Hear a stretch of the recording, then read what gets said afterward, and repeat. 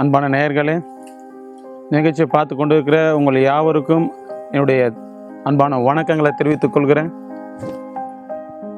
என்னோட பெயர் எஸ் மார்க பந்து. நான் 10ஆம் கிளாஸ் படிச்சிருக்கிறேன். என் அப்பா பேர் சிவலிங்கம்.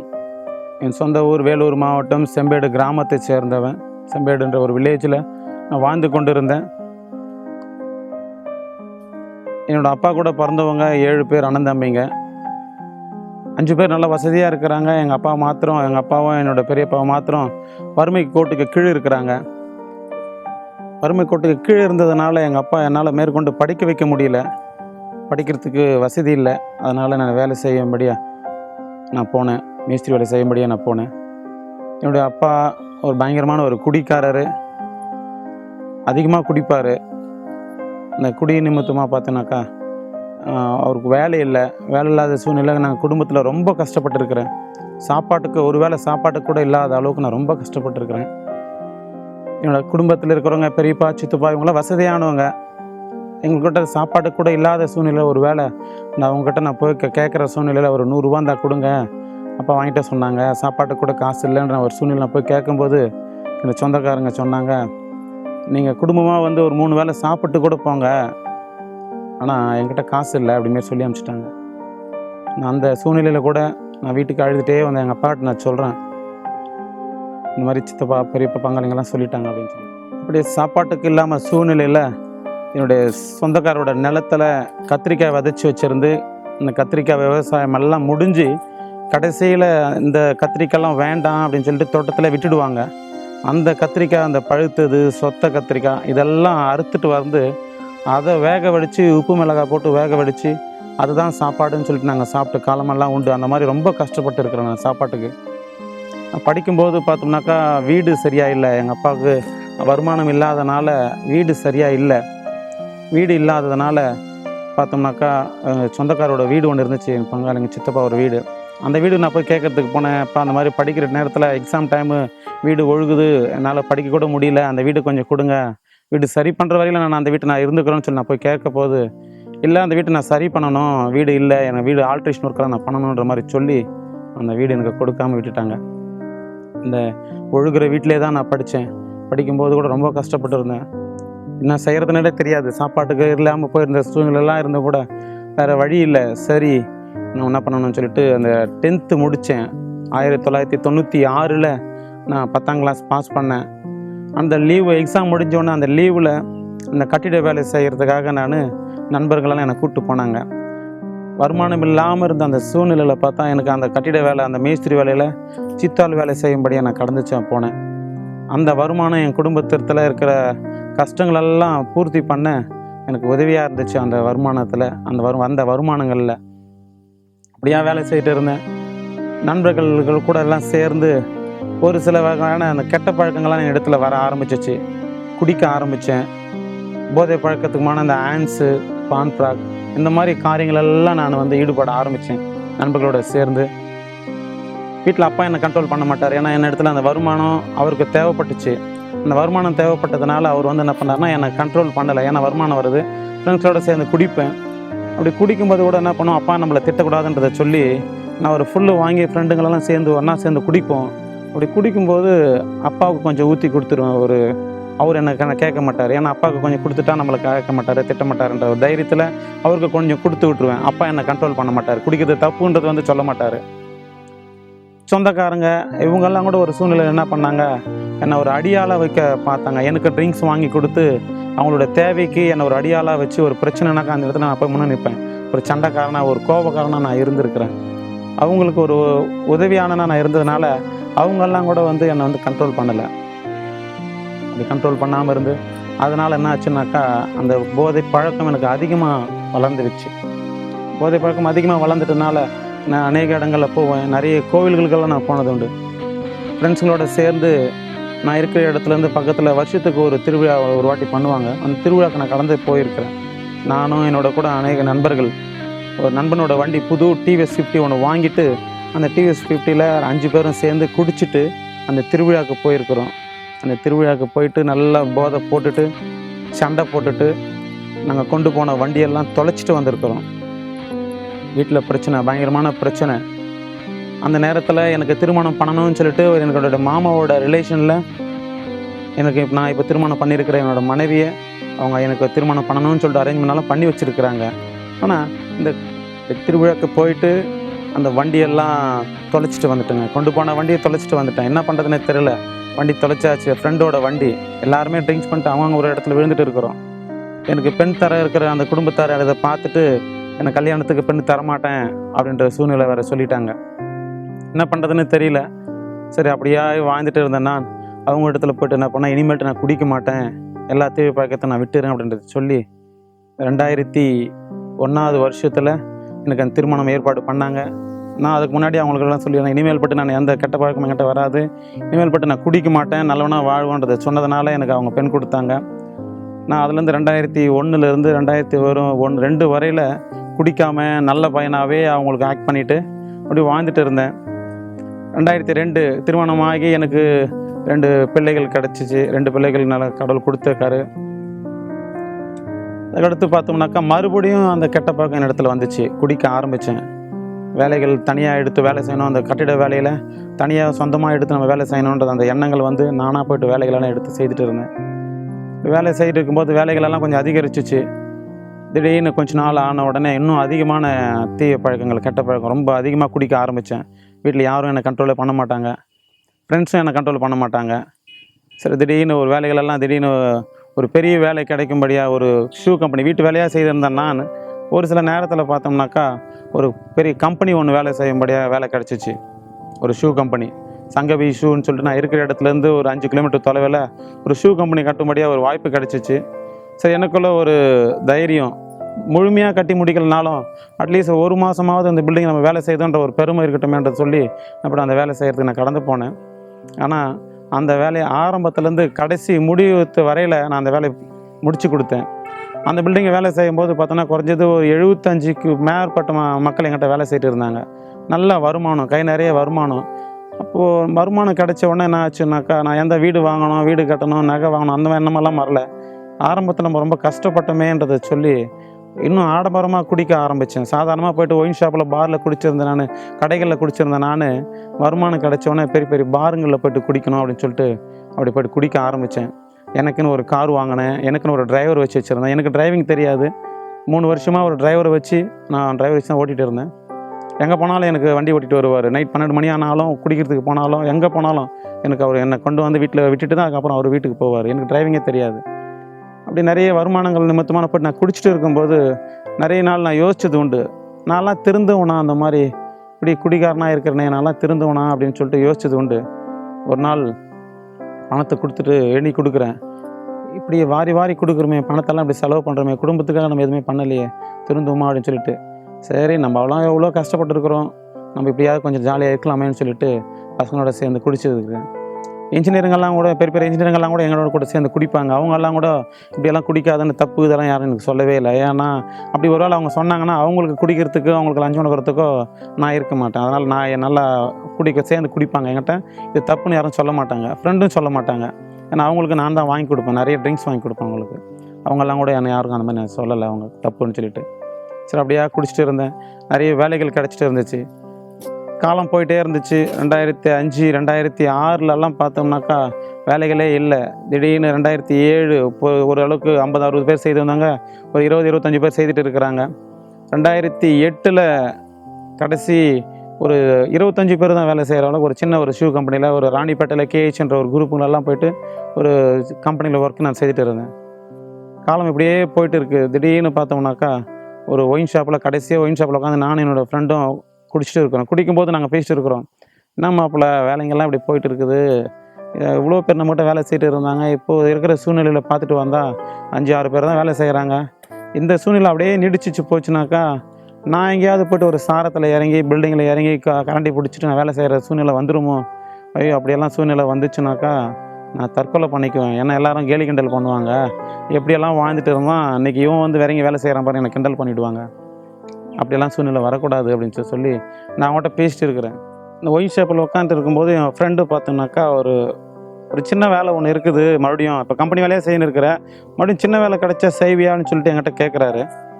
இப்படி கேட்ட உடனே, பரவாயில்லப்பா, எந்த வேலை தானே இருக்குது செய்வேன், காவா க்ளீன் பண்ணுற ஒர்க் இருந்தால் கூட பரவாயில்ல, ஆக மொத்தம் என்னிடத்துல வேலை செய்யணும், நான் செய்யக்கூடாது, நான் யார்கிட்டயாவது வேலை கொடுத்து நான் வேலை வாங்கி செய்யணும் அப்படின்ற எண்ணம் எனக்குள்ளே இருந்ததுனால, பரவாயில்ல நான் செய்வேன்ற சொல்லி அவரிடத்துல ஒரு நம்பர் வாங்கினேன். அவரும் நம்பர் கொடுத்தாரு. நான் உடனே அவருக்கு ஃபோன் அடித்து அந்த எந்த இடம் ஏரியா அப்படின்னு சொல்லிலாம் நான் கேட்டேன். அந்த இடத்துக்கு போய் நான் அந்த வேலைகளெல்லாம் பார்த்துட்டு வந்தேன். அந்த இடத்துல போனால் ஒரு சின்ன தண்ணி தொட்டி கட்டணும், ஒரு வீட்டில் ஒரு சின்ன தண்ணி தொட்டி கட்டுற மாதிரி தான் அந்த வேலை. சரின்னு சொல்லிட்டு அவங்கள இடத்துல போயிட்டு ஆளுங்களை கொண்டு போய்ட்டு மேஸ்திரி கொண்டு போய்ட்டு அவங்க வீட்டில் விட்டுட்டு வந்துட்டு, எனக்கு எதுவும் வேலை இல்லை, மறுபடியும் நான் ட்ரிங்க்ஸ் பண்ணுறதுக்கு வந்துடுவேன். ஆளுங்க வேலை செய்யணும் இருப்பாங்க, நான் பாட்டுக்கு ட்ரிங்க்ஸ் பண்ணுறதுக்கு வந்துடுவேன். இருந்தால் வேலை மலை இருக்கணும், வேலை இல்லைன்னா போதை மலை இருக்கணுன்றது அந்த எல்லாரும் பழமொழி சொல்லுவாங்க. அந்த மாதிரி இருந்தால் வேலை இல்லாத டைமில் மறுபடியும் அந்த குடிப்பழக்கத்துக்காக நானும் ஃப்ரெண்டும் சேர்ந்து குடிக்கிறதுக்காக வந்துடுவோம். 2 நாள் வேலை செய்யணும் இருக்கிறாங்க. 2வது நாள் வேலை செய்யும்போது தான் முதல்ல தெரியும் நான் வேலை செய்கிற அந்த வீடு வந்து ஒரு கிறிஸ்டின் வீடு. அது 2வது நாள் வேலை செய்கிறதுக்காக போய்ட்டு ஆளுங்களாம் விட்டாச்சு. ஹவுஸ் ஓனர் இருக்கிறாங்க. ஹவுஸ் ஓனர் என்கிட்ட பேசுகிறாரு, என்ன தம்பி இதுக்கு முன்னாடியெல்லாம் எங்கெல்லாம் வேலை செய்யிட்டு இருக்கீங்க, என்ன பண்ணிட்டு இருக்கீங்களான்னு சொல்லும்போது, நான் அவர்கிட்ட என்னோடய முன்னே இருந்த காரியங்களெல்லாம் அவர்கிட்ட சொல்லிட்டு இருந்தேன். பெரிய பெரிய ஷூ கம்பெனி கட்டியிருக்கிறேன், வீடுங்கள்லாம் கட்டியிருக்கிறேன். நான் இப்போ தற்சமயம் என்கிட்ட எந்த வேலைகளும் இல்லை, இப்போ ஒரு சில வேலை தான் நான் செய்துட்டு இருக்கேன்ற காரியங்களாம் அவர்கிட்ட நான் சொல்லும்போது, அவர் எனக்கு ஒரு ஆறுதலான ஒரு காரியங்களை சொன்னார். கவலைப்படாத தம்பி, நல்ல வேலைகள் முன்னாடியெல்லாம் எப்படி செய்துட்டு இருந்தே அதே போல் உனக்கு வேலையெல்லாம் கிடைக்கும், கடவுள் உனக்கு உதவி பண்ணுவார் அப்படின்றது ஒரு காரியங்களெல்லாம் சொல்லிட்டு வந்தார். எனக்கு அப்போல்லாம் தெரியாது அவர் எதை வச்சு சொல்கிறாருனால எனக்கு தெரியாது. சரின்னு சொல்லிட்டு ஆளுங்களை விட்டுட்டு நான் பாட்டுக்கு வந்துடுவேன், என் வேலையை பார்க்கறதுக்கு போய்டுவேன் வெளியே. மறுநாள் காலையில் ஆளுங்களை விட்டுட்டு நான் காலையில் 9:45 10 மணிக்கு ஒரு சைட் விசிட்டுக்காக போவேன். போகும்போது 2 வீலர் வெளியே நிப்பாட்டிட்டு நான் வெளியே நின்று வேலைகளை பார்த்துன்னு இருப்பேன். வேலை பார்த்துட்டு இருக்கும்போது பார்த்தோம்னா ஹவுஸ் ஓனர் வந்து பார்த்தோம்னாக்கா வீட்டுக்குள்ளே அவங்க கிறிஸ்டின்ன்றதுனால வீட்டில் ப்ரேயர் பண்ணுவாங்க. அப்படி ப்ரேயர் பண்ணிட்டு இருக்கிறது வந்து பார்த்தோம்னாக்கா எல்லாருக்காக இப்போ ஜெபம் பண்ணின்னு இருக்கிறாங்க. அதில் என்னோடய பேரும் வருது.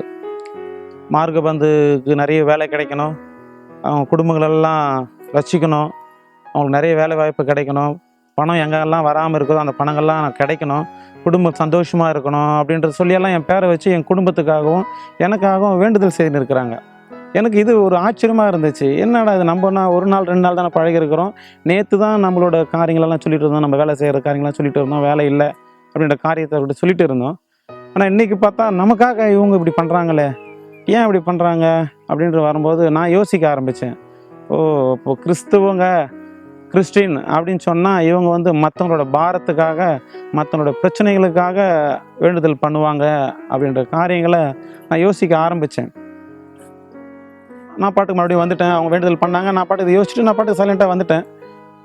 அன்றைக்கி ஈவினிங் வந்து இந்த ஹவுஸ் ஓனர் எனக்கு ஃபோன் பண்ணுறேன், இந்த மாதிரி வீட்டில் ப்ளம்பர் வேலை செய்துட்டு இருக்கிறாங்க, கொஞ்சம் வேலை செய்யணுங்கிற மேஸ்திரி வந்து ஒரு 2 ஹவர்ஸ் கொஞ்சம் ஒர்க் பண்ண சொல்லுங்கள், அதுக்கு உண்டான எவ்வளோ பேமெண்ட்டும் நான் எக்ஸ்ட்ரா பேமெண்ட் நான் கொடுத்துட்றேன் அப்படின்ற மாதிரி என்கிட்ட சொல்லிட்டு இருந்தார்.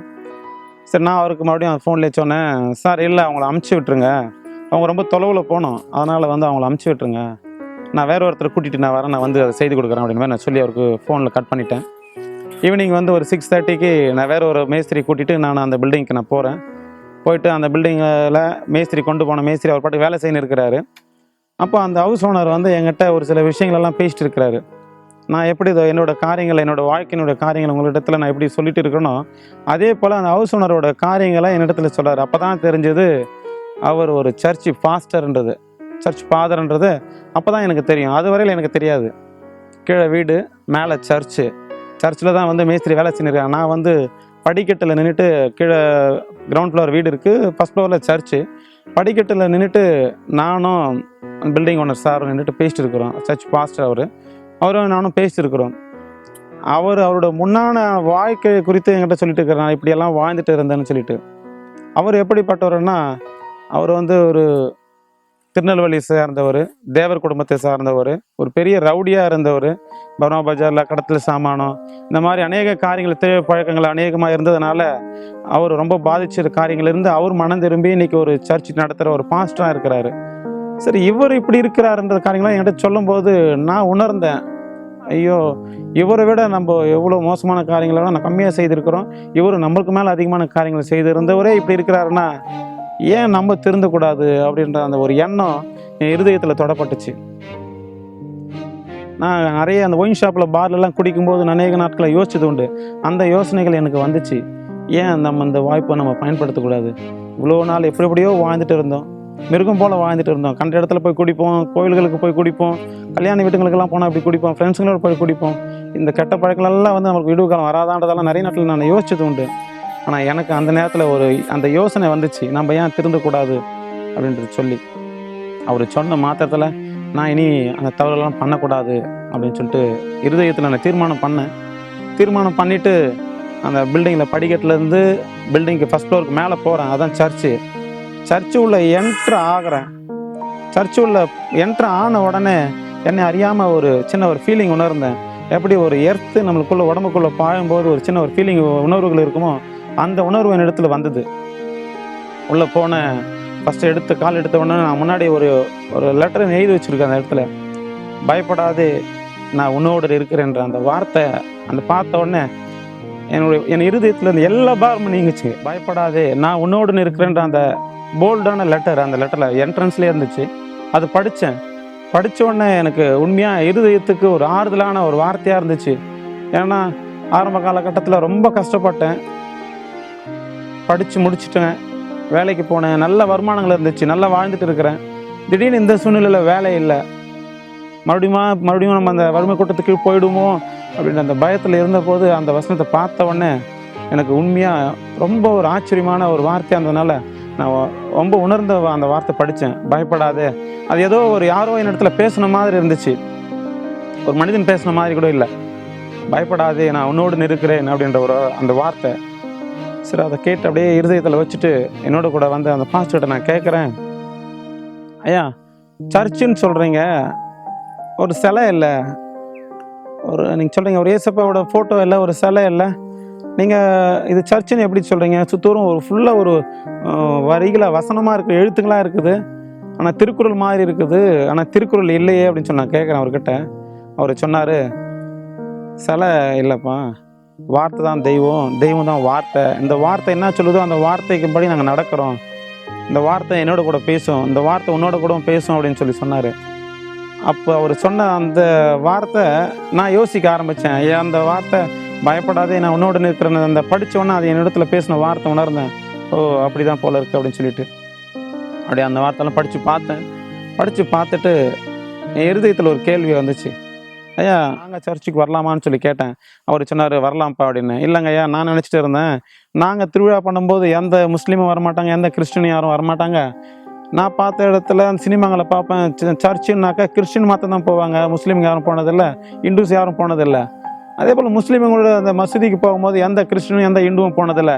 அவங்க முஸ்லீம்னா முஸ்லீம் அவங்க கோயிலுக்கு போவாங்க, கிறிஸ்டின்னா அவங்க போவாங்க, இந்து நாங்கள் எங்களோட கோயிலுங்களுக்கு போயிட்டு இருப்போம் அப்படின்னு தான் நான் நினச்சிட்டு இருக்கிறேன். அதனால தான் நான் கேட்டேன் வரலாமான்னு சொல்லிட்டு. வாங்கப்பா அதெல்லாம் ஒன்றும் பிரச்சனை இல்லைன்னாங்க. என்றைக்கு வரணும்னு கூட தெரியாது, என்றைக்கு வரணும்னு சொல்லி நான் கேட்டேன். ஞாயிற்றுக்கிழமை அவர் சர்ச்சில் ஞாயிற்றுக்கிழமை மாலை கூட்டம் நடத்தின்னு இருக்கிறாரு. 6 மணிக்கு 6:30 அந்த கூட்டத்தை நடத்துகிறாரு. சரி நாங்கள் வரோங்க ஐயான்னு சொல்லிட்டு நான் வீட்டுக்கு போயிட்டு அன்றைக்கி போய்ட்டு எல்லாக்கிட்ட வீட்டில் என்னோட அம்மா கிட்ட என்னுடைய ஒய்ஃப் கிட்ட எல்லாக்கிட்டையும் சொன்னேன். யாரும் எனக்கு எதிர்ப்பு தெரிவிக்கலை. ஏன்னா என் அம்மா ஒரு 5 வருஷத்துக்கு முன்னாடி இருந்து ஒரு சர்ச்சுக்கு போயிட்டு இருந்திருக்கிறாங்க. என்கிட்ட சொல்லுவாங்க, நீ போயிட்டு வாமா, என்னெல்லாம் கூப்பிடுவாங்க, இல்லாமல் நான்லாம் வரமாட்டேன், நீ போயிட்டு அவனுக்கு காசு வேணுமா நான் தரேன், போயிட்டு வான்னு சொல்லி அனுப்பிச்சி விட்ருவேன். ஆனால் நான் இதை போய் சொன்ன உடனே முதல் சந்தோஷப்பட்டது எங்கள் அம்மா சந்தோஷப்பட்டாங்க. பரவாயில்ல அப்படின்னு சொன்னால் அவங்க ருசித்து பார்த்துருக்குறாங்க. சர்ச்சுக்கு போகிற குறித்தும் ஏசாமியோட அந்த அன்பு குறிச்செல்லாம் ருசித்து பார்த்ததுனால அவங்க தான் ரொம்ப சந்தோஷப்பட்டாங்க அப்படின்னு சொல்லிட்டு. சரி நான் போய்ட்டு வெள்ளிக்கிழமை நைட்டு தான் போய்ட்டு சொன்னேன் அவங்கக்கிட்ட, ஞாயிற்றுக்கிழமை நம்மலாம் குடும்பமாக நம்ம சர்ச்சுக்கு போகலாமா அப்படின்னு சொல்லி வச்சுருந்தேன். சொல்லி வச்சுட்டு என்கிட்ட டிரைவர் இருக்கிறார், அவர்கிட்ட சொல்லி வச்சுருந்தேன். ஆனால் ஞாயிற்றுக்கிழமை ஈவினிங் ஒரு 6 மணிக்கு வீட்டாண்டு வந்துடுங்க, நம்ம ஒரு இடம் போனோம் அப்படின்னு சொல்லி வச்சுருந்தேன். அவரும் சரி அப்படின்னு சொல்லிட்டு போயிருந்தார். ஆனால் 6:30 மணி வரையும் எதிர்பார்க்குறோம், டிரைவர் எங்களுக்கு வரவே இல்லை. ஏன்னா நாங்கள்லாம் ரெடி ஆகிட்டு இருக்கிறோம், சர்ச்சுக்கு போகிறது ரெடி ஆகிட்டு இருக்கிறோம் போனோம்னு சொல்லிட்டு 6:30 வரையும் வரவே இல்லை. சரி என்ன பண்ணுறதுன்னு தெரில, எனக்கும் டிரைவிங்கும் தெரியாது, வண்டி ஓட்டத்துக்கு எனக்கு தெரியாது, என்ன பண்ணுறதுன்னு தெரியல. சரி எல்லோரும் வண்டிங்களை ஏறுங்கன்னு சொல்லிட்டு எல்லோரும் வண்டியில் ஏறி உட்கார வச்சுட்டேன். வண்டியில் ஏறி உட்கார வச்சுட்டு என்னிடத்துல பாஸ்டர் பில்டிங் ஓனர் அந்த பாஸ்டர் வந்து ஒரு கார்டு ஒன்று கொடுத்தாரு, எப்படி ஜெபம் பண்ணணும் அப்படின்ற மாதிரி ஒரு கார்டு ஒன்று கொடுத்துருந்தாரு. 2 நாளில் வந்து அப்பப்போ எனக்கு அங்கே ஜெபம் பண்ணுவார், என்ன வேலைக்காக நல்லா இருக்கணும், குடும்பம் நல்லா இருக்கணும், ஜெபம் பண்ணுவார் பாருங்க. அந்த ஜெபம் வந்து ஒரு சில அந்த வார்த்தைங்களெல்லாம் நான் இருதயத்தில் இருந்துச்சு. நான் எல்லாரும் வண்டியில் ஏற்றிட்டு அவங்க வண்டியில் உட்கார வரையும் நினச்சிட்டு இருக்கிறாங்க, டிரைவர் வர போகிறாரு, அவர் தான் வண்டி ஓட்ட போகிறாரு நினச்சிட்டு இருக்கிறாங்க. நான் நடந்தது என்ன தெரியுங்களா, நான் தான் ஏறி வண்டியில் உட்காந்தேன், டிரைவர் சீட்டில் உட்காந்தேன். எல்லாம் எங்கள் அம்மா கேட்குறாங்க யார்ப்பா வண்டி ஓட்டுறதுன்னு கேட்டாங்க. இல்லைம்மா நான் தான் வண்டி ஓட்ட போகிறேன் அப்படின்னு சொல்லிட்டு இருந்தேன். வண்டியில் ஏறி உட்கார்ந்தேன். அந்த ஒரு கார்டு கொடுத்தாரு எப்படி ஜெபம் பண்ணணும்னு சொல்லிட்டு. அந்த ஜெபத்தெல்லாம் பண்ணிட்டு இருந்தேன். அதெல்லாம் படிச்சுட்டு ஒரு செகண்ட் நான் கண்ணை மூடி நான் கேட்குறேன், ஏசுப்பா நான் இவ்வளோ நாள் எப்படியோ வாழ்ந்துட்டு இருந்தேன், ஆனால் இன்னைக்கு உங்கள் கோயிலுக்கு வரலான்னு சொல்லிட்டு நான் ஆசைப்பட்றேன். அதுக்கு நான் வரத்துக்கு நான் தகுதி இருந்தால், எனக்கு வண்டி ஓட்ட தெரியாது, நீங்கள் வண்டி ஓட்டத்தை எனக்கு உதவி பண்ணுங்கள், நான் ஓட்ட மாட்டேன், எனக்கு உதவி பண்ணுங்கள், எனக்கு கற்றுக் கொடுங்க, நான் ஓட்டிட்டு குடும்பமாக நாங்கள் வரோம். ஒரு வேளை நான் பண்ண அந்த தீய பழக்கங்கள் அந்த அட்டுழியங்கள்னால நீ என்கிட்ட வரதுக்கு தகுதி இல்லைன்னு சொல்லி சொன்னால், என் குடும்பமாக இருக்கிறோம், நீங்கள் எங்களை எல்லாருமே எடுத்துங்க, அதுக்கு அடுத்து என் சந்ததி யாருமே கிடையாது அப்படின்னு சொல்லிட்டு அந்த அந்த அந்த ஜோபம் தான் நான் பண்ணிவிட்டு வண்டி எடுத்தேங்க. வண்டி எடுத்துகிட்டு நான் பாட்டுக்கு வண்டியே ஓட்ட தெரியாது, ஃபஸ்ட்டு கீரு செகண்ட் கீரு 15 கிலோமீட்டர் ஸ்பீடு 20 கிலோமீட்டர் ஸ்பீடு சைக்கிள்காரெல்லாம் என்னை ஓவர்டேக் பண்ணிட்டு வருவான். இப்போது நான் இருக்கிற அந்த வீட்டில் இருந்து சர்ச்சுக்கு போனேன்னாக்கா 5 இல்லை 7 நிமிஷத்தில் போவேன். அன்றைக்கி 27 நிமிஷத்தில் அந்த சர்ச்சுக்கு நான் கடந்து போனேன். ஓட்டிட்டு பயத்தில் ஓட்டிகிட்டு போகிறேன், எப்படியாவது போய் சேர்ந்துருமான்னு சொல்லிட்டு. உண்மையாக நல்லா இருந்துச்சு, ஓட்டிகிட்டு போயிட்டேன். 7:20க்கு சர்ச்சுக்குள்ளே போகிறேன். அங்கே பாட்டெல்லாம் பாடின்னு இருக்கிறாங்க. சரி, எனக்கு அங்கே போய்ட்டு என்ன பண்ணுறதுன்னு தெரியாது. நேராக போய்ட்டு அமைதியாக போய் உட்காந்துட்டேன். குடும்ப பாட்டு உட்காந்துட்டோம். பாட்டு பாடிட்டு இருக்கிறாங்க. பாஸ்டர் பாட்டுன்னு இருக்கிறாரு. அந்த பாடுகிற பாட்டு உண்மையாகவே அந்த வரிகளெல்லாம் எப்படி என் இருதயத்துக்கு தொடப்பட்டுச்சோ, அதே போல் அந்த பாட்டுங்கள்லாம் கூட எனக்கு உண்மையாக எனக்குன்னே பாடின மாதிரி, எனக்குன்னே எழுதின மாதிரி அந்த வரிகள் மாதிரி இருந்துச்சு. அந்த வரியில் ஒரு சில வார்த்தை நான் சொல்கிறேன். சொந்தம் என்று சொல்லிக்கொள்ள யார் யாரோ இங்கே உண்டு, ஏன் என்று கேட்கறதுக்கு யாரும் ஆள் இல்லை, எப்படி சொல்லுவேன், என்னென்ன சொல்லுவேன், நீர் என்னை தேடி வந்தது. இவ்வளோ சொந்த பந்தங்களெல்லாம் இருந்தும் கூட எனக்கு அந்த சூழ்நிலையில் எல்லாரும் கைவிட்ட சூழ்நிலையில் நான் அந்த வரிகளை, அந்த பாடல் பாடிருக்கிற அந்த வரிகளை பாஸ்டர் பாடிட்டு இருக்கிறாரு. அந்த பாடல் வரி எனக்காகவே பாடின மாதிரி நான் அந்த ஃபீலிங்களை உணர்ந்தேன். இதெல்லாம் எனக்கு தொடப்பட்டுச்சு. கிறிஸ்துக்குள்ளே நம்ம வரும்போது, இந்த சர்ச்சில் வரும்போது நம்மளுக்கு எவ்வளோ துன்பத்தில் வரும்போது ஆனால் ஆறுதலான காரியங்கள் நிறைய இருக்குது அப்படின்னு சொல்லிட்டு வருத்தப்பட்டு, அதான் பைபிளில் வாசனங்களை போகிற ஞாபகம் இருந்து, வருத்தப்பட்டு பாரம் சுமக்கிறவர்களே நீங்கள் எல்லாரும் என்னிடத்தில் வாங்க, நான் உனக்கு இளைப்பாறுதலை தருகிறேன்ற அந்த வார்த்தை உண்மையாக பிரச்சனையோடு போராட்டத்தோடு வருகின்ற அந்த மக்களுக்கு ஆலயத்திற்குள் வந்த உடனே ஒரு நல்ல ஒரு இளைப்பாறுதலை நான் வந்து உட்கார்ந்த உடனே எனக்கு அந்த பாடல் எனக்கு ஒரு இதமாக இருந்துச்சு. முன்னாடி வாழ்ந்துட்டு இருக்கின்ற அந்த காரியங்களில் எனக்கு ஒரு ஆறுதலாக இருந்துச்சு. சரின்னு சொல்லிட்டு முழு ஈடுபாடோட கூட நான் உட்கார்ந்தேன். அதுக்கு முன்னாடி வரத்துக்கு முன்னாடி போய் தான் பார்க்கலாமே என்ன நடக்குது அப்படின்னு சொல்லிட்டு பார்க்கறதுக்காக நான் வந்தேன். ஆனால் அந்த பாடல்களெல்லாம் கேட்க எனக்கு உண்மையாக முழு இருதயத்தோடு நம்ம இங்கே தான் இருக்கணும், இங்கே தான் ஆராதிக்கணும், நான் இவ்வளோ நாட்களாக நம்ம வாழ்ந்துருந்தது, நம்ம ஊர் திருவிழா பண்ணது, எவ்வளோ காரியங்களெல்லாம் நம்ம செய்துட்டு இருந்தோமே அதெல்லாம் வேஸ்ட்டுன்னு சொல்லி அந்த நேரத்தில் நான் ஒரு முடிவு எடுத்தேன். வீட்டுக்கு வந்தோம், ஆராதனைலாம் முடிஞ்சிச்சு. வரும்போது கஷ்டப்பட்டு அந்த கார் ஓட்டிகிட்டு வந்தது, போகும்போது மன நிறைவோட நல்லா ஸ்பீடாக வண்டி ஓட்டிகிட்டு போனேன். 15 கிலோமீட்டர் 20 கிலோமீட்டர் வந்த வண்டி போகும்போது 30 கிலோமீட்டர் ஸ்பீடு 40 கிலோமீட்டர் ஸ்பீடில் வண்டி ஓட்டிகிட்டு வீட்டுக்கு போனேன். மன நிம்மதியோடு போனேன். வரும்போது பாரத்தோடு வந்தேன்னா வீட்டுக்கு போகும்போது நல்லா ஃப்ரீயாக போனேன். வீட்டுக்கு வந்தேன். வீட்டுக்கு வந்துட்டு வீட்டில் இருக்கிற எல்லா விக்கிரக ஃபோட்டோங்கள்லாம் எடுக்க ஆரம்பித்தேன். ஒன்றும் இதெல்லாம் நம்மளுக்கு தேவையில்லை. ஏன்னா நான் அங்கே வந்து மெய்யான தெய்வம் இயேசு தான் தெய்வம், அவர் தான் தெய்வன்றது அந்த பாடல்கள் அவர் தான் நான் உறுதியாக நான் பிடிச்சிட்டேன். அந்த ஒரு நாள் ஒரே ஒரு 1 ஹவரில் நான் இருதயத்தை நான் ஒப்பு கொடுத்ததுனால வீட்டுக்கு வந்தோடனே எல்லாத்தையும் எடுத்து போட ஆரம்பித்தேன். இனி இதெல்லாம் தேவையில்லை. அடுத்த நாள்லேருந்து இயேசுவை பற்றி அநேக காரியங்கள் நான் தெரிஞ்சுக்கணும் அப்படின்னு சொல்லிட்டு எந்த விஷயமும் நான் ஒருக்குள்ளே போய் இறங்கினாக்கா டீப்பாக தெரிஞ்சுக்கணும்னு எனக்கு ஒரு ஆர்வம் இருக்கும்.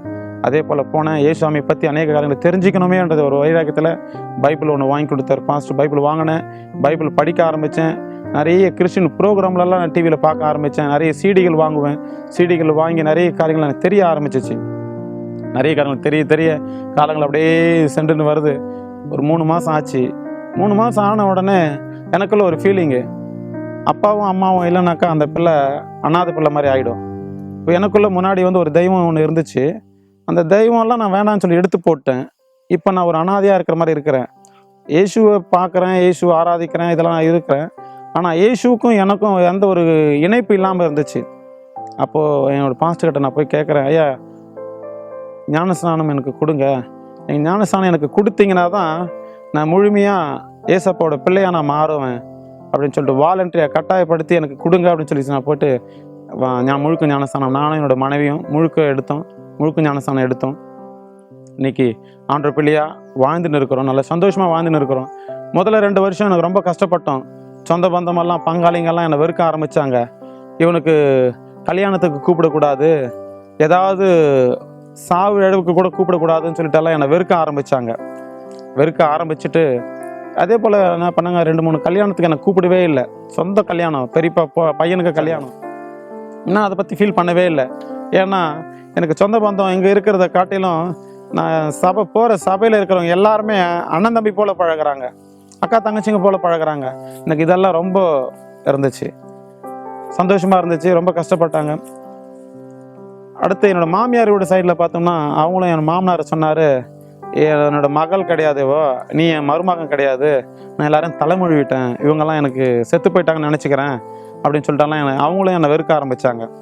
சரி பரவாயில்ல, நம்ம கடவுளுக்காக வாழ்வோம், உலகமே நம்ம வெறுத்தாக பரவாயில்ல, ஏசுசாமி நம்ம கூட இருக்கிறாரு அப்படின்னு சொல்லிட்டெல்லாம் நான் வாழ்ந்துட்டு இருந்தேன்.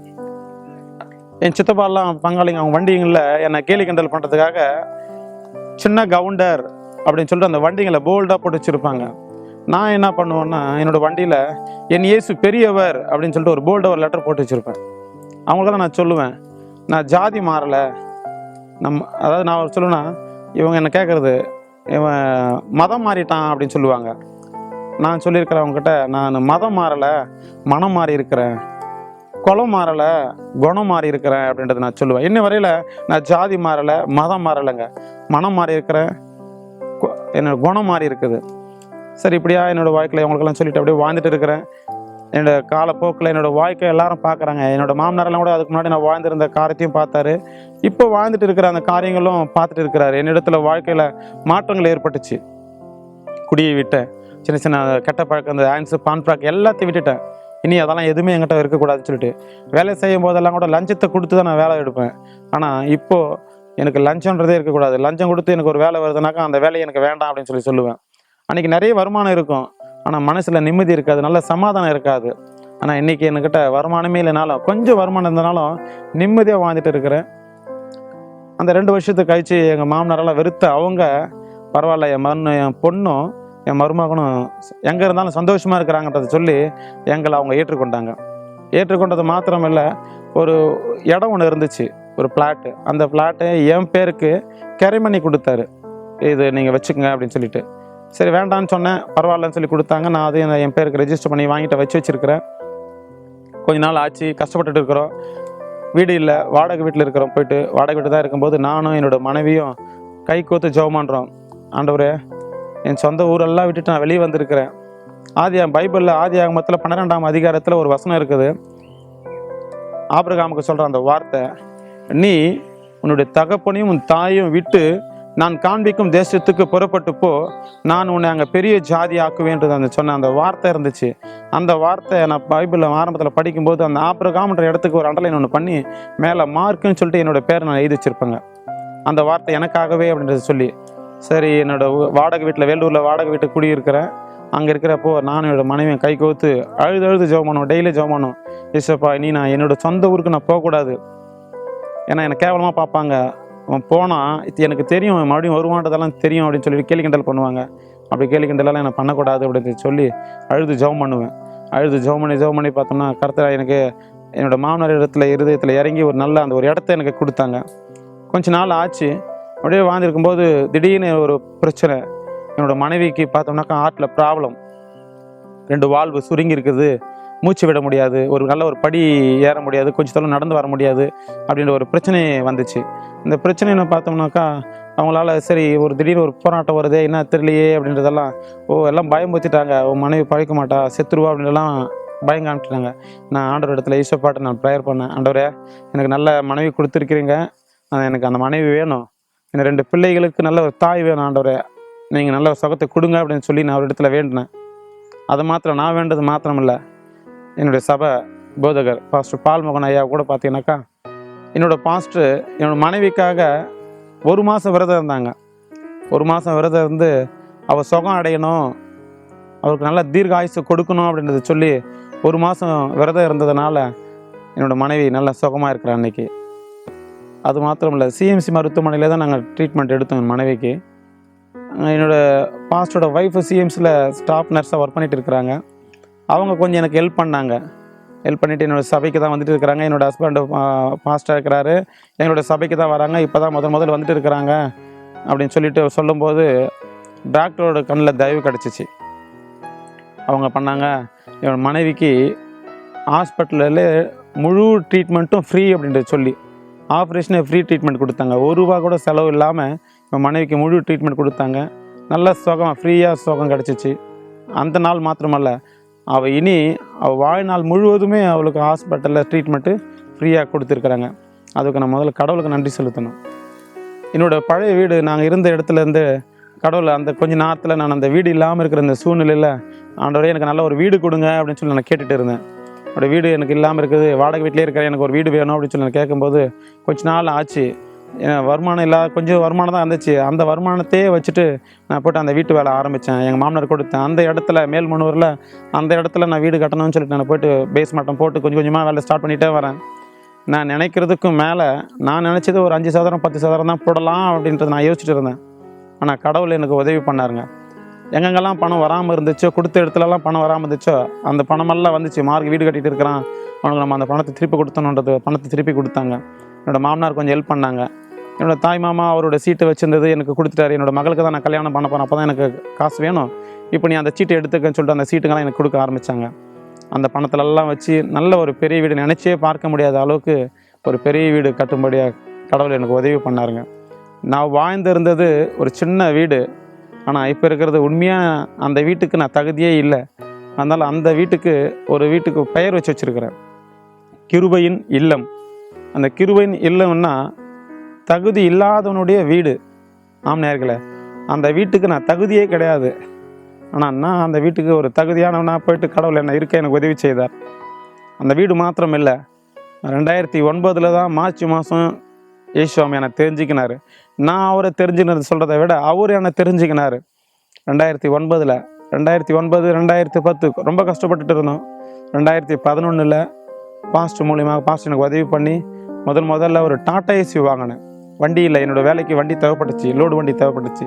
வாடகை வண்டியே வச்சு ஓட்டிட்டுருக்கிறேன்னா ஒரு வண்டி முதல்ல ஒரு சொந்தமாக ஒரு வண்டி ஒன்று வாங்கணும் அப்படின்னு சொல்லிட்டு அதுக்கு முதல்ல கொடுக்குற பணம் கூட என்கிட்ட கிடையாது.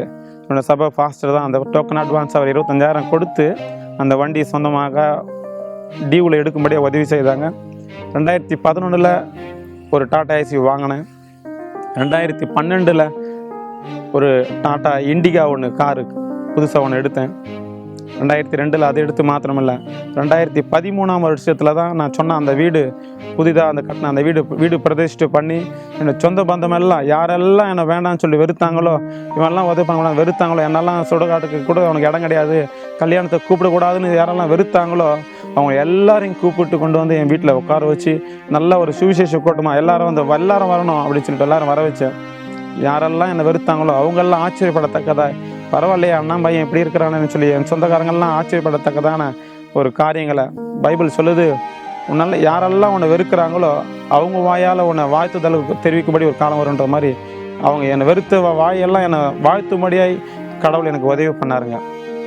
அது மாத்திரமல்ல, 2014 பார்த்தோம்னாக்கா, ஆண்டவரே வீடு பெருசாக கொடுத்துருக்கீங்க, கார் சின்ன காராக இருக்குது, எனக்கு ஒரு பெரிய கார் கொடுத்தீங்கன்னா நல்லா இருக்குமே அப்படின்னு சொல்லிட்டு கடவுளிடத்தில் நான் கேட்டேன். நல்லா ஒரு கார் கொடுங்கன்னு சொல்லிட்டு ஒரு 3-4 மாதம் ஆச்சு. வீடு கிரகபிரவேசம் பண்ணி முடித்தோம். திடீர்னு நான் ஒரு வீட்டு வேலை செய்யும்போது கார் பார்த்துட்டு இருக்கிறேன். ஒரு வீட்டு வேலை செய்யும்போது என்கிட்ட இருக்கிறது சின்ன காரு, நான் பெரிய கார் வேணும்னு சொல்லிட்டு ஆசைப்பட்டுட்டு இருக்கிறேன். ஆனால் நான் வீட்டு வேலை செய்கிற இடத்துல வீட்டு ஹவுஸ் ஓனர் வந்து ஒரு பெரிய கார் வச்சுட்டு இருக்கிறாரு, மகேந்திரா சைலோ. அவருக்கு அந்த வீட்டில் அந்த வண்டி பெரிய வண்டியாக இருக்குது, சின்ன வண்டி வேணும் அப்படின்னு சொல்லிட்டு இருக்குது. இந்த வண்டி சேல்ஸ் பண்ணுறதா இருக்கிறாருங்க. திடீர்னு அந்த வண்டியை நான் வாங்கிக்கிறேன்னு சொல்லி அந்த பெரிய வண்டியை வாங்கும்படியாக எனக்கு கடவுள் உதவி பண்ணாருங்க. ஒரு 10 லட்ச ரூபா வண்டி ஒரு 6,50,000 கிடைக்கும்படியாக உதவி பண்ணாங்க. 2014 அந்த வண்டி நான் வாங்கினேன். 2014 அந்த வண்டி வாங்கினேன். ஒவ்வொரு வருஷத்துலேயும் எனக்கு கடவுள் எனக்கு ஒரு புதிதான ஆசீர்வாதத்தை கொடுத்து வந்தாருங்க. 2011 டாடா ஏசி வாங்கினேன், 2012 இண்டிகா வாங்கினேன், 2013 வீடு பிரதிஷ்டை பண்ணேன், 2014 மகேந்திரா சைலோன்ற ஒரு பெரிய கார் வாங்கினேன். 2015 ஜனவரி 2ஆம் தேதி ஒரு புதிய கடை ஒன்று ஓப்பன் பண்ணேங்க. என்னோடய ஃபீல்டு ஒர்க்கு சிவில் ஒர்க்குன்றதுனால ஒரு சிமெண்ட் கடை ஒன்று வச்சா நல்லா இருக்குமேனு சொல்லிட்டு ரொம்ப நாளாக ஆசையாக இருந்துச்சு. ஒரு சிமெண்ட் கடை ஒன்று ரீட்டைலில் பண்ணுற மாதிரி ஒரு கடை ஒன்று எடுத்திருக்கிறேன். அதே போல் நான் அந்த கடையில் என்னோடய மனைவி உட்கார வச்சுட்டு பக்கத்துலேயே இன்னொரு கடை ஒன்று எடுத்து வச்சுட்டு ஒரு சின்ன பிள்ளைங்களுக்கு ஸ்டேஷ்னரி, ஃபேன்சி ஐட்டம், கொஞ்சம் மளிகை ஐட்டம் இதெல்லாம் போட்டு 2 கடையும் ஒன்றா சேர்த்து வச்சு ஒரு சிறு வியாபாரம் செய்யத்தக்கதாக கடவுள் உதவி பண்ணாருங்க. இந்த மாதிரி சிறு சிறு ஆசீர்வாதங்களை கடவுள் எனக்கு வாழ்க்கையில் கொடுத்துட்டு வந்திருக்காரு. எப்போன்னா அவருடைய வார்த்தைக்கு நான் கீழ்ப்படியும் போது. இந்த மாதிரி ஆசீர்வாதம் மாத்திரமல்ல, இந்த மாதிரி எல்லாரும் கேட்கலாம், ஓ இப்போ சர்ச்சுக்கு வந்துட்டா இந்த மாதிரி எல்லாம் ஆசீர்வாதம்லாம் கிடைச்சிருமா, எல்லாருக்கும் வந்துருமா அப்படின்னு சொல்லிட்டு. இல்லை பிரியமானவர்களே, ஆண்டோட வார்த்தைக்கு கீழ்ப்படிந்து அவருடைய சத்தியத்திற்கு கீழ்ப்படிந்து நான் வாழ்கிறேன். பைபிள் என்ன சொல்லுதோ அது பிரகாரம் எனக்கு செய்துட்டு கொடுக்குறேன். பைபிளோட வார்த்தைக்கு, இயேசுவோட வார்த்தைக்கு கீழ்ப்படிந்து செய்கிற ஒவ்வொரு பிள்ளைகளுக்கும் கர்த்தர் இந்த விதமான ஆசீர்வாதங்களை கொடுத்துட்டு வந்திருக்கிறார். பிரியமானவர்களே, இதை கேட்டிருக்கிற உங்களுக்கு ஒரு வேளை என்ன போல ஒரு கெட்ட பழக்கத்தில், குடி பழக்கம், தேவ பழக்கங்களுக்கு அடிமைப்பட்டிருக்கல யாராவது இருப்பீர்களானா உங்களையும் கூட கர்த்தர் நேசிக்கிறார். இயேசுப்பா உங்களையும் நேசிக்கிறார். நீங்களும் ஒப்பு கொடுங்க, இருக்கிற இடத்துல இருந்து ஒப்பு கொடுங்க, இந்த நேரத்தில் ஒப்பு கொடுங்க. கர்த்தர் எனக்கு உதவி பண்ண கர்த்தர் இயேசுப்பா உங்களுக்கும் உதவி பண்ணுவார். எனக்கு மாத்திரமல்ல, எல்லா மனுஷனும் ரட்சிக்கப்பட வேண்டும் என்பதே அவருடைய எண்ணமாக இருக்கிறது. நான் மாத்திரம் ரட்சிக்கப்படணும், நீங்கள் ரட்சிக்கப்படக்கூடாது. நான் மாத்திரம் தான் இயேசுப்பாவை ஏற்றுக்கணும், நீங்கள் ஏற்றுக்கூடாதுன்றதெல்லாம் இல்லை. எல்லா மனுஷனும் ஏற்றுக்கொள்ளணும். அது மாத்திரமல்ல, இந்த பைபிள் சத்தியங்களை தெரிஞ்சுக்கணுன்ற ஒரு எண்ணத்தில் நான் பைபிள் காலேஜ் படிக்க ஆரம்பித்தேன். என்னோடய சபை பாஸ்டர் பைபிள் காலேஜ் படிக்கிறதுக்கு உதவி செய்தாருங்க. பிடிஹெச் டிப்ளமோ 2 வருஷம் படித்தேன். பிடிஹெச் டிகிரி 3 வருஷம் படிச்சுட்டு டிகிரி முடிச்சுட்டுங்க. இப்போ தான் ஜனவரி மாதம் தான் டிகிரி ஆர்டினேஷன் வாங்கினேன். 2015 ஜனவரி மாதம் ஆர்டினேஷன் வாங்கிய கடவுள் எனக்கு உதவி பண்ணார். அது படிச்சுட்டு என்னுடைய சபை பாஸ்டரோட ஊழியங்களில் அவருக்கு உதவியாக இருக்கிற, ஒரு வேளை அவர் எங்கேயாவது வெளியே போயிட்டு இருந்தாருன்னா அந்த சபை நடத்தத்தக்கதாக உதவியாக இருக்கிறேங்க. அப்படி இருக்கிறவங்களுக்கு தான் பைபிளோட சத்தியத்திற்கு கீழ்ப்படைஞ்சு பைபிளுக்கு அநேக காரியங்களை நம்ம தெரிஞ்சுக்கணுன்ற அந்த வாஞ்சியில் இருக்கிற பிள்ளைகளுக்கு கடவுள் உதவி பண்ணுறார். எனக்கு உதவி பண்ண கர்த்தர் உங்களுக்கும் உதவி பண்ணுவாருங்க. இந்த மாதிரி உலக ஆசீர்வாதம் மாத்திரம் நான் அதை நம்பி நான் போகலை. ஆரம்பத்திலே நான் மரித்தா நான் சொர்க்கத்துக்கு போகணுங்க. இன்றைக்கி உலக மக்கள் எல்லாருமே சொல்கிறாங்க நரகம் இருக்குது, சொர்க்கம் இருக்குதுன்னு சொல்லிட்டு. அப்போ நான் மரித்தா மரணத்துக்கு பின் ஒரு வாழ்க்கை இருக்குது. அப்போ நான் மரணத்துக்கு அப்புறம் நான் எங்கே போவேன்? நரகத்துக்கு போவேனா இல்லை சொர்க்கத்துக்கு போவேனா அப்படின்ட்டு தான் அந்த எண்ணத்தில் வாழ்ந்துட்டு இருந்தேன். ஆனால் இப்போ நான் மரித்தா நான் கட்டாயம் நான் சொர்க்கத்துக்கு போவேங்க. பிரியமானவர்களே, நீங்கள் கூட அந்த சொர்க்கத்துக்கு போகணுன்ற விரும்பினீங்கன்னா கர்த்தராகிய இயேசு கிறிஸ்துவை உங்கள் குலதெய்வமாக நீங்கள் ஏற்றுக்கொள்ளுங்கள். அவர் தான் இரட்சகர். அந்த சொர்க்கத்துக்கு கொண்டு போகிறவர் அவர் ஒருத்தர் மாத்திரம்தான். அவர் சொல்லியிருக்கிறார், நானே வழியும் சத்தியும் ஜீவனமாக இருக்கிறேன் என்று சொல்லி. அவரை அல்லாமல் அந்த சொர்க்கத்துக்கு கொண்டு போகிறதுக்கு ஒருவரால் முடியாதுங்க. ஆனால் அவர் மாத்திரம்தான் முடியும். பிரியமானவர்களே, இந்த சத்தியத்தை நீங்கள் கேட்டிருக்கிற ஒவ்வொருவருக்கும் நான் இதனை அன்பாக வேண்டுகோளாக ஏற்றுக்கொள்கிறேன். ஒருத்தர் தான் தெய்வம். உலகமே சொல்லுது ஒன்றே குலம், ஒருவனே தேவன். அந்த ஒரே தேவன் இயேசு கிறிஸ்து மாத்திரமே. அவர் தான் இரட்சகர். அவரை ஏற்றுக்கொள்ளுங்க. அவரை ஏற்றுக்கொண்ட யாவருக்கும் அவர் நித்திய ஜீவனோடு கூட அந்த சொர்க்கத்துக்கு போகின்ற அந்த வழியை அவர் நம்மளுக்கு கொண்டு வருகிறார். பிரியமானவர்களே, சொர்க்கத்துக்கு போகணுன்னா ஒரே ஒருத்தர் தான், அவர் தான் கொண்டு போக முடியும். வேறு யாராலையும் கொண்டு போக முடியும். அவர் தான் இயேசு கிறிஸ்து.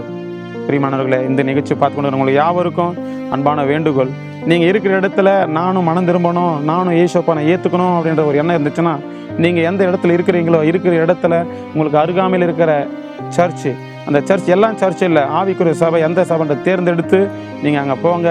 அங்கே சபை நடத்தி கொண்டு இருக்கிற போதகர் இடத்துல போய்ட்டு அணுகி உங்களுடைய குறை நேரங்களை சொல்லுங்கள். மேற்கொண்டு இருக்கிற காரியங்களை அவர் உங்களுக்கு உதவி செய்வார். இவ்வளோ நேரமாக என்னுடைய வார்த்தைகளை, என்னுடைய முன்னான வாழ்க்கையிலையும் இப்போ நடந்து கொண்டு இருக்கிற வாழ்க்கையை கேட்டுக்கொண்டு இருக்க உங்களை யாவருக்கும் என்னுடைய பணிவான என் அன்பான வணக்கங்களை தெரிவித்துக் கொள்கிறேன்.